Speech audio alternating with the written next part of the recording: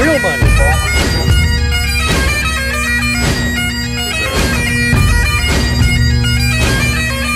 Am I being done? Stand by. All this is one person.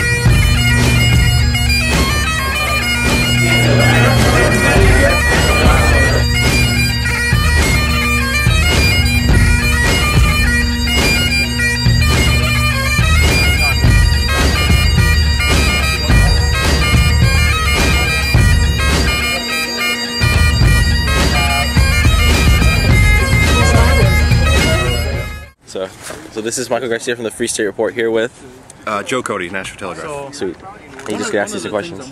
Go ahead. So, why did you want to come out today? It's freezing. It's fairly important to you. Right. Well, like the particular issue of firearms ownership or carrying, it's an issue that's important to me. Like any other liberty-oriented issue is important to me. Not one issue is more important than the other. This particular issue with the statehouse carrying, it was defeated very easily the prior year in 2008. And what the politicians have done is they snuck in some rule through a committee to change the policy in the state. It's not, they haven't changed the law, they just changed the rule. And so actually there is no law against actually carrying in the statehouse. They can only ask you to leave, and if you don't, you'll be charged with trespass. And I've talked to a couple of the representatives, and they make that claim that this was just to go back to the way a rule used to be. That there used to be a rule for 10 years or so, that there was no carrying of firearms in the state house. And as far as I'm concerned, the people in there, they're supposedly given their delegated powers from the people. And they don't have the authority to just take away the supposed rights that we have to carry firearms, to defend ourselves. Over the years, places that have actually done this, restricted the carrying of firearms, have seen horrific massacres occur. The biggest incident that I can think of is Virginia Tech, where it actually was not against the law there to carry a firearm, but it was you could be kicked out of the university or charged with trespass. It's a similar issue of its policy. It's not against the law.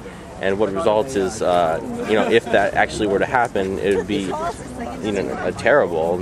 People being killed. Because as I read with the newspaper article, the only people who actually carry firearms are the state police during legislative sessions. So, and I don't perceive there to be any problems. This is, I don't know.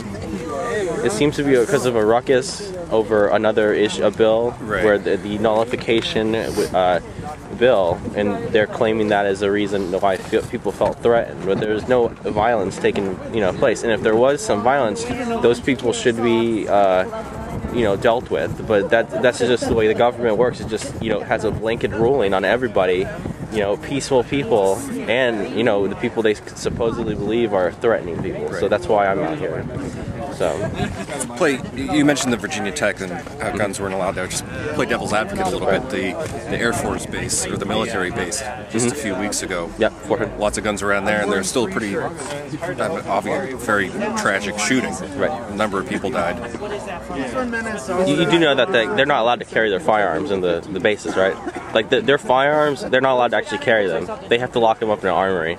Okay. The only people that can carry on a military basis are the actual police, the military police. I didn't know it's that. Very strange, isn't it? That the military, the guys that are trained, I figured there'd be training and shooting ranges. It's very strict as far as carrying firearm policy in there. They're not allowed to do that. But it's not a firearms issue. It's like a property issue. It's a property rights issue. I'll always stand by property rights. Like if an owner of a business doesn't want me to carry firearms, I know that criminals will still carry that want to do harm. But I won't, go to that business. I will vote with my dollar. But this is public property, supposedly paid for by taxpayers.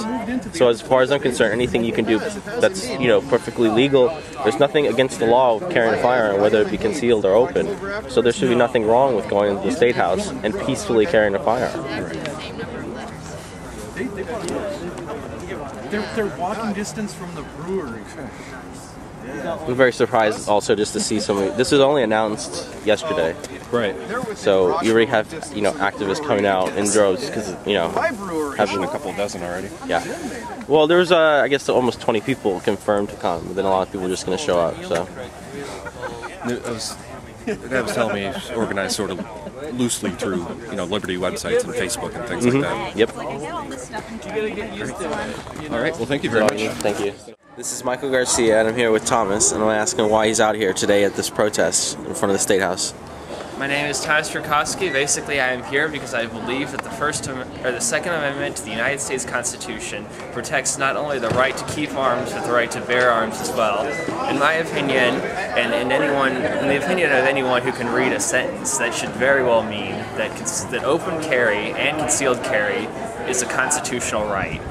It shall not be restricted by the states, it shall not be restricted by local governments, and it certainly shall not be restricted in government buildings, and I see no need for this. I have heard of no incidents of any violence happening here. And I'm very afraid that due to the presence of the gun ban now, there may actually be a threat. There may actually be someone who, wants to come into this building and cause harm, and if everyone is disarmed, then what good is that? It could very well be a tragedy. Right. What do you think about the method in which they went about changing this rule? I think it's absurd. They basically went through, and kind of, just attached it to a bill that I don't even believe had anything to do with the intention. There was given virtually no debate for what I've heard. Well, it was just a rule. It's not even a law. It's just a... I mean, I don't even see how it can be upheld. I don't think it can be upheld, and I think there are going to be some challenges. I think there are concerned citizens who are willing to come into this building and basically demonstrate that, yes, I am carrying a firearm, but no, it is not something that is against the New Hampshire law or against any other law that holds any binding agreement. So I really think that it'll become a non-issue unless they try to take it to a further extent and try to actually legislate it into some sort of official law. But from my opinion, at this time, it just seems to be a rule of the building that doesn't hold any force in law. I think it's superseded by the New Hampshire Constitution and ultimately the United States Constitution. So what you were saying that there are people that are willing to go into this building knowingly carrying a firearm and violate the rule. What would you think about that tactic of civil disobedience? Well, what I was referring to when you were asking me about people going in and carrying firearms initially, regardless of anything, I was initially referring to someone who had malevolent intent. If someone is just going into this building carrying a firearm as they are lawfully enabled to, and that's their right, I don't see any problem in that. What I'm really afraid of is people coming into this building with guns, if the guns are completely banned from the building and that becomes a further policy, and actually trying to cause some damage, having a malevolent presence in the Capitol building. And it'll be because of the same reason with all the schools that ban guns. All the college campuses, the same thing. Basically, you have a victim disarmament zone. You have a place where people are not free to exercise their Second Amendment rights.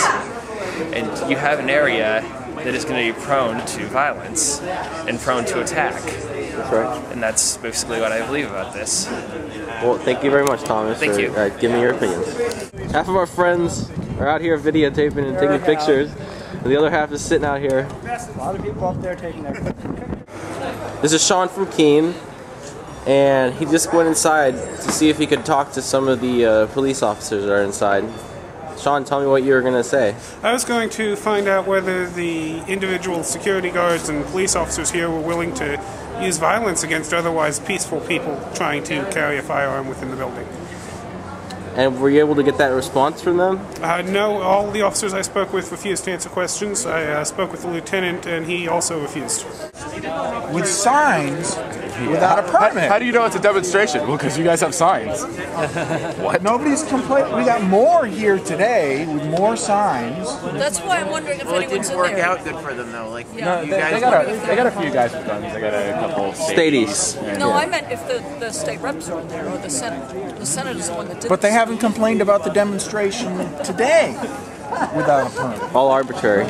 I think they realized attacking it on First Amendment grounds is not going to make them look good. Apparently they haven't said anything also about having guns on the front step. I don't know what the resolution, the text of it said, but it was pretty inclusive, including it was the parking lot. Yes, the building, LOB,